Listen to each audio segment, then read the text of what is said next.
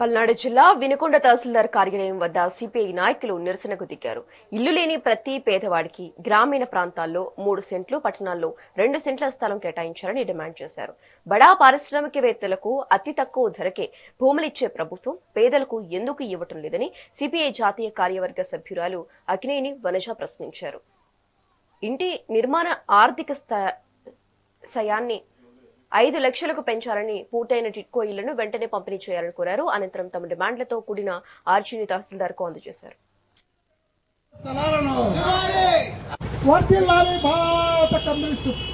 Andhra Pradesh communist సమితి దేశవ్యాప్తంగా రాష్ట్ర వ్యాప్తంగా ఆంధ్రప్రదేశ్ లో ఇల్లు లేని నిరుపేదలకి ఇళ్ల స్థలాలు ఇవ్వాలని, అలాగే నిర్మాణంలో అసంపూర్తిగా ఉండి కొన్ని కంప్లీట్ అయినటువంటి టిట్కో గృహాలన్నింటినీ కూడా లబ్ధిదారులకి హ్యాండ్ ఓవర్ చేయాలని, పట్టణాల్లో 2 సెంట్లు, గ్రామీణ ప్రాంతాల్లో 3 సెంట్లు చొప్పున గృహ నిర్మాణాని కోసం 5 లక్షల రూపాయలు ఇవ్వాలని చెప్పి కమ్యూనిస్ట్ పార్టీ అనాదిగా డిమాండ్ చేస్తూ వస్తున్న దాన్ని గత ఎన్నికలలో చంద్రబాబు నాయుడు ఇచ్చినటువంటి హామీని అమలు చేయమని చెప్పని గత 2 సంవత్సరాల కాలంగా ప్రభుత్వం మీద ఒత్తిడి చేస్తూ ఉన్నాము.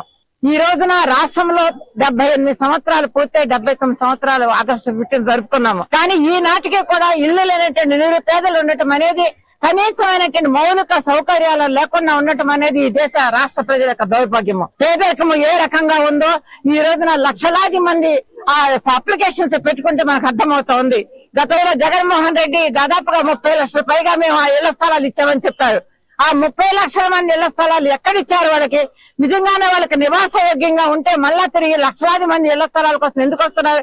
కాబట్టి ఇవన్నీ కూడా చాలా సిన్సియర్ గా, నిజాయితీగా చిత్తశుద్ధితో ప్రభుత్వాలు పరిశీలన చేయాల్సిన అవసరం.